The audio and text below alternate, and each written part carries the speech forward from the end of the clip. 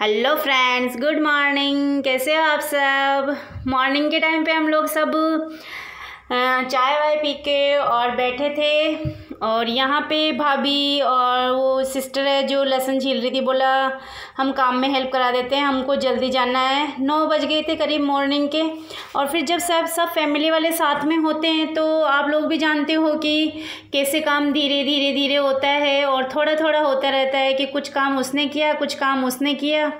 बस फैमिली में यही होता है। इतने दिनों से तो मैं अकेली थी।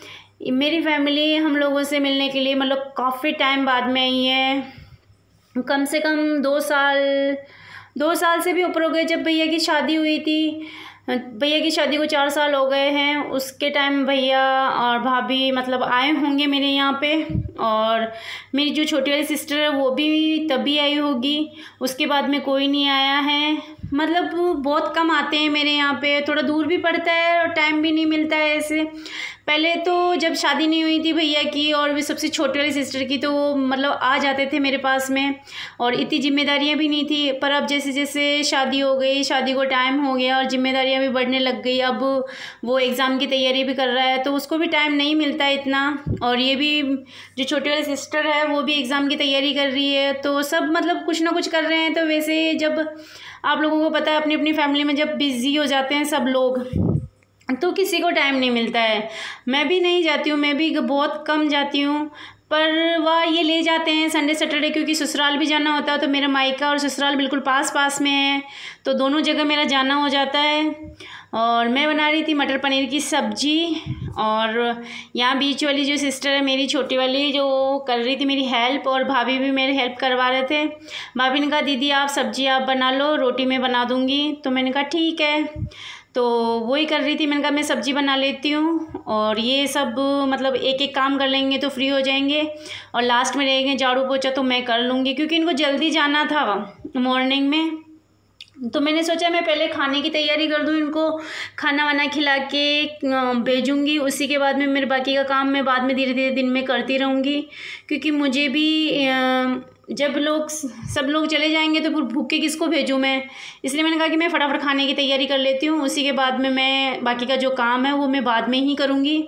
तो बस यही था मेरा प्रोग्राम कि मतलब मैं पहले खाना बना दूँगी, खाना बनाने के बाद ही सब कुछ मतलब वो और काम करूँगी। और यहाँ पे मेरे विम बार ख़त्म हो गया था। तो मेरा जब विम बार बड़ा आता है तो मैं उसमें से बीच में से 2 टुकड़े कर लेती हूँ अपने विम बार के, और आधा आधा काम में लेती हूँ, मैं पूरा नहीं लेती हूँ क्योंकि गल जाता है पूरा, और फिर मुझे मतलब ऐसे बेकार जाता है।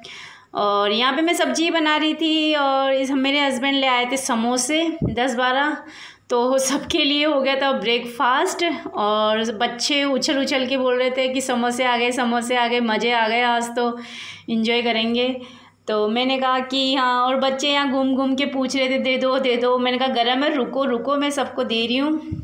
मतलब बच्चों के कुछ भी नया आता है खाने के लिए, मतलब जैसे समोसे, कचौरी, सैंडविच कुछ भी होता है तो बच्चों को बहुत पसंद आता है। तो वो बार बार घूम घूम के राउंड लगाते रहते हैं कि कब अपनी प्लेट में आएगा, कब हमारी प्लेट में आएगा।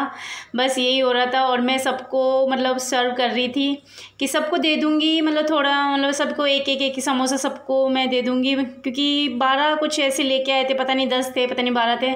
हम लोग 10 थे, तो मैंने कहा कि 10 ही लेके आना, तो वो बोले ठीक है।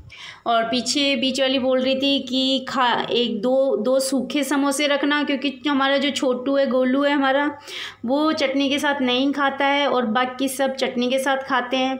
तो मैंने एक अपने हस्बैंड के लिए सूखा रखा और एक गोलू के लिए मैंने सूखा रखा, बाकी सबको मैंने चटनी डाल दी। और यहाँ खा रहे बड़े चटकारे ले लेके समोसे।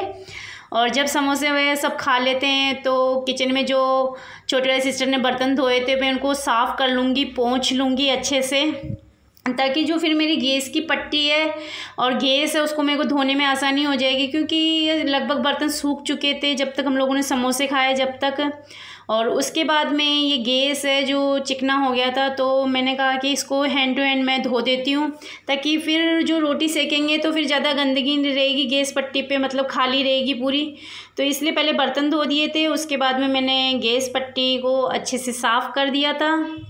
और जब खाना भी मुझसे जब भी बनता है अच्छे से, जब गैस पट्टी अच्छे से साफ़ हो, उसी के बाद रोटी सेकी जाती है, क्योंकि सब्ज़ी मैं पहले बना लेती हूँ थोड़ा साफ़ करके, पर रोटी में जब बनाती हूँ, जब मैं गैस चूल्हा अच्छे से धो के और पोंछ के, और ये लोग यहीं थे तो मैंने उठाया फ़ायदा। मैंने कहा कि मेरी मेहंदी लगा दो भाभी, आप आए हुए हो तो उन्होंने बोला दीदी मैं लगा दूँगी। तो भाभी बोली कि ठीक है, मैं आप गोल दो। तो मैंने मेहंदी गोल दी थी, हाँ मतलब मैंने 1 घंटे पहले ही गोली थी मेहंदी, मतलब जब मैं काम कर रही थी तब। और 11 बजे करीब मैंने मेहंदी लगवा ली थी अपने सिर पे। और जब भाभी ने मेरे सिर पे मेहंदी लगा के भाभी ने बोला कि मैं रोटी बना दूंगी और आप दूसरा काम कर लेना, तो मैंने कहा ठीक है। तो जब भाभी ने मेरे मेहंदी लगा दी थी सिर पे अच्छे से, उसके बाद भाभी तो चली गई थी खाना बनाने के लिए और मैंने कर दिए थे झाड़ू पोछे, ताकि 1-2 घंटे जो भी काम मेरे सूख जाएगी मेहंदी अच्छे से सिर की। और उसके बाद में मैं लगवाने लग गई थी हाथ पैरों पे मेहंदी, क्योंकि मुझे भी जाना था मेरी ननद के मतलब नांगल है मकान का, तो उसमें तो ये लोग यहीं थे, इनको अच्छी मेहंदी लगानी आती, मुझे नहीं आती है।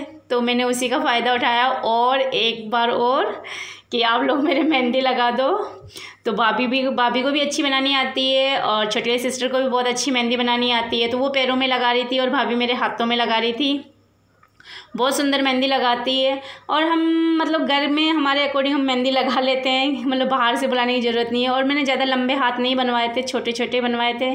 और इनका हो गया था जाने का टाइम और इनको जाना था घर वापस, दिन के 2-3 बज गए थे। तो ये बोले मैं जा रही हूँ, तो मैंने कहा ठीक है अब जाना है, क्योंकि मुझे भी आज ही जाना था पर हस्बैंड की छुट्टी नहीं थी तो मैं नहीं जा पाई, इसलिए ये लोग मेरे से पहले निकल रहे थे। मैं कल मॉर्निंग में जाऊँगी और ये अभी जा रहे हैं। मेरे को बहुत दुख होता है जब मेरी फैमिली आके वापस जाती है, मैं अकेले रह जाती हूँ और ये लोग बाय बाय बोल रहे हैं। मेरे को बहुत दुख हुआ, मेरी फैमिली जा रही थी, जो मतलब कोई आता है हमारे घर में फिर वो वापस छोड़ के जाता है तो कितना दुख होता है, क्योंकि हम जहाँ रहते हैं वहाँ अकेले रहते हैं। आस पड़ोस में सब लोग अच्छे हैं, ऐसी बात नहीं है, पर फिर भी फैमिली होती है, अपने अपने होते हैं और जब वो मिल के जाते हैं तो कितना दुख होता है, आप लोग सोच सकते हैं। तो आज का मेरा व्लॉग आप लोगों को कैसा लगा फ्रेंड्स, कमेंट बॉक्स में ज़रूर बताना। और अगर आप मेरे चैनल पे पहली बार हो तो फिर मेरे चैनल को सब्सक्राइब और मेरी वीडियो को लाइक और शेयर ज़रूर कर दीजिए friend. Thank you, bye bye.